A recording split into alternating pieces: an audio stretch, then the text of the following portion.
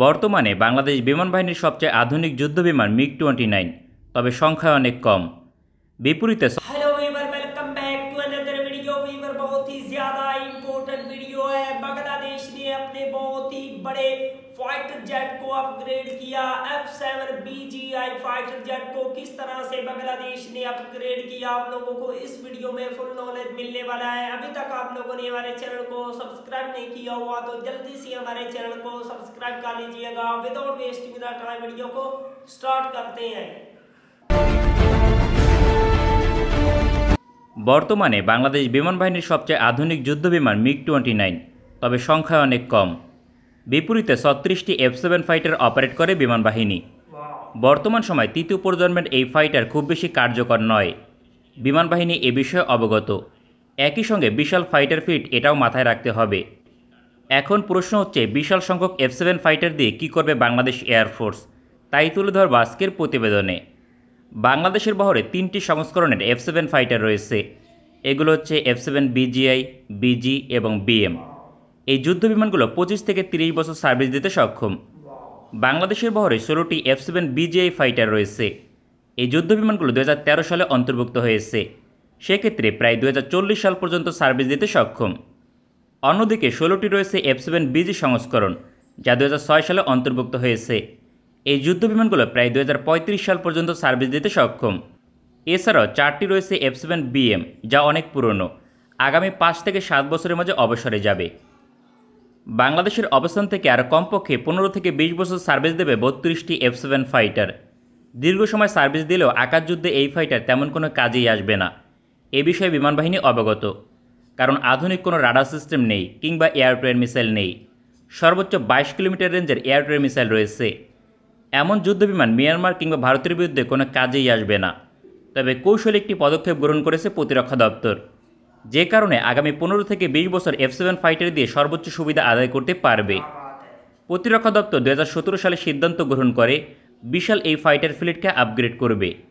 চীন থেকে এই ফাইটার ক্রয় করলেও বাংলাদেশ আলোচনা করে তুরস্কের সঙ্গে, কারণ দেশটি থেকে আপগ্রেড করা হলে বাংলাদেশের অবস্থান থেকে সুবিধা হবে। এ বিষয়ে চীন থেকে অনুমোদন চায় বাংলাদেশ। চীন কোনো ধরনের আপত্তি করেনি। পরবর্তীতে 2021 সালে জুন মাসে তুরস্কের সঙ্গে চুক্তি স্বাক্ষর করে বাংলাদেশ। এক্ষেত্রে যুদ্ধবিমানে খুব বেশি পরিবর্তন করা হবে না, কারণ অতিরিক্ত অর্থ ব্যয় করতে আগ্রহী নয় প্রতিরক্ষা দপ্তর। সরকার পর্যায়ে উভয় দেশের মাঝে চুক্তি স্বাক্ষর হয়। এই চুক্তির আওতাধীন যুদ্ধবিমানের হার্ড পয়েন্ট আধুনিকায়ন করা হবে, পাশাপাশি গ্রাউন্ড স্ট্রাইক মিশনে পারদর্শী করবে। তুরস্ক 2 ধরনের টিবার গাইডেড বোমা সরবরাহ করবে চুক্তির আওতাধীন, যা ব্যাপক শক্তিশালী। ইতিমধ্যে বাংলাদেশ বিমান বাহিনীর হাতে প্রথম ব্যাচের বোমা সরবরাহ করা হয়েছে। এখন বিশাল ফাইটার ফ্লিট প্রতিপক্ষের বিরুদ্ধে গ্রাউন্ড স্ট্রাইক মিশনে কার্যকর ভূমিকা রাখবে, কারণ এই বোমার ধ্বংসক্ষমতা অনেক। তুরস্কের টিবার গাইডেড বোমা সম্পর্কে গুরুত্বপূর্ণ তথ্য: মার্ক 81 এবং 82 শ্রেণীর বোমায় গাইডেন্স কিট যুক্ত করা হয়েছে। এই বোমা লম্বায় 2.1 থেকে 2.6 মিটার, সর্বোচ্চ ওজন 155 থেকে 270 কেজি। বোমার সর্বোচ্চ রেঞ্জ 2 থেকে 28 কিলোমিটার পর্যন্ত। তুরস্কের এই বোমা পিন পয়েন্ট অ্যাকুরেসিতে হামলা করতে সক্ষম। লক্ষ্যবস্তুর সর্বোচ্চ 3 মিটারের মাঝে আঘাত করতে পারে। সেক্ষেত্রে গ্রাউন্ড স্ট্রাইকের জন্য বিশাল এই ফাইটার ফ্লিট আগামী 15 থেকে 20 বছর বাংলাদেশকে সার্ভিস প্রদান করবে। তবে এই ধরনের তৃতীয় প্রজন্মের ফাইটার কতটা কার্যকর হবে যুদ্ধক্ষেত্রে, তা বড় ধরনের প্রশ্ন রাখে। বাংলাদেশের প্রতিপক্ষ হবে মিয়ানমার অথবা ভারত। দেশগুলোর শক্তিশালী এয়ার ডিফেন্স সিস্টেম রয়েছে। এমন অবস্থায় F7 ফাইটার মিশনে গেলে অধিকাংশ সময় ধ্বংস হয়ে যাবে। তাছাড়া প্রতিপক্ষের হাতে রয়েছে আধুনিক ফাইটার, যা দিয়ে ধ্বংস করে ফেলবে। এমন অবস্থায় বিশাল এই ফাইটার ফ্লিটকে কাজে লাগানোর একটি মাত্র উপায় রয়েছে। এক্ষেত্রে আধুনিক যুদ্ধবিমানের সাপোর্টে গ্রাউন্ড স্ট্রাইক মিশন পরিচালনা করবে। সুতরাং নতুন করে যখন যুদ্ধবিমান ক্রয় করবে, তারপরেই কেবলমাত্র এই ফাইটার ফ্লিট কাজে লাগবে। এক্ষেত্রে আধুনিক যুদ্ধবিমান দিয়ে প্রতিপক্ষের যুদ্ধবিমানকে মোকাবেলা করবে।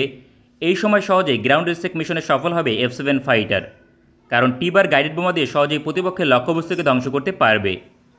তবে আধুনিক যুদ্ধবিমান ক্রয় না করা পর্যন্ত আপগ্রেড করলেও তেমন কোনো কাজে আসবে না।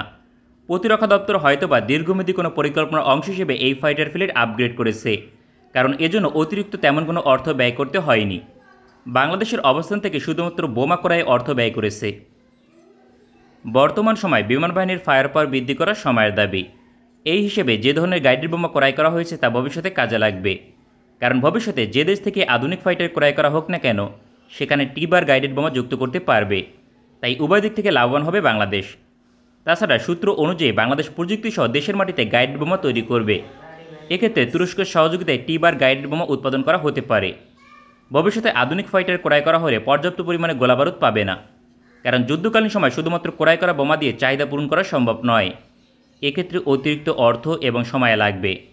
তাই একমাত্র সমাধান দেশের মাটিতে গোলাবারুদ উৎপাদন শুরু করা। পৃথিবীর অধিকাংশ দেশ যুদ্ধবিমান ক্রয় করে, তবে বেশিরভাগ দেশ মিসাইল এবং বোমা তৈরির প্রযুক্তি ক্রয় করে তাতে ব্যবহার করার জন্য, কারণ যুদ্ধকালীন সময় মিসাইল এবং গোলাবারুদ পাওয়া যায় না, তখন যুদ্ধবিমান তেমন কোনো কাজেই আসবে না। বাংলাদেশ প্রতিরক্ষা দপ্তর হয়তোবা এই দিক বিবেচনা করে গাইডেড বোমা অন্তর্ভুক্ত করেছে এবং ভবিষ্যতের জন্য প্রযুক্তি নিচ্ছে। তবে বিশাল F7 ফাইটার ফ্লিট আপগ্রেড করার আরও একটি কারণ থাকতে পারে।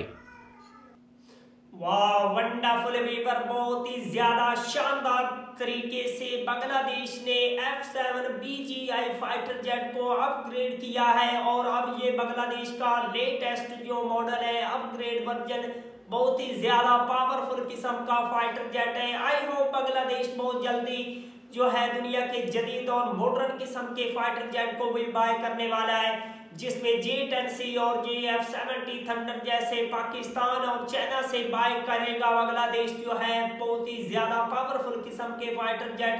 तो वेवर अगर आप लोगों को मजीद इंफॉर्मेटिव वीडियो देखनी है बांग्लादेश की आर्मी के रिलेटेड तो जल्दी से हमारे चैनल को सब्सक्राइब कर लीजिएगा। मिलते हैं आपसे नेक्स्ट वीडियो में इंशाल्लाह, तब तक के लिए अल्लाह हाफिज।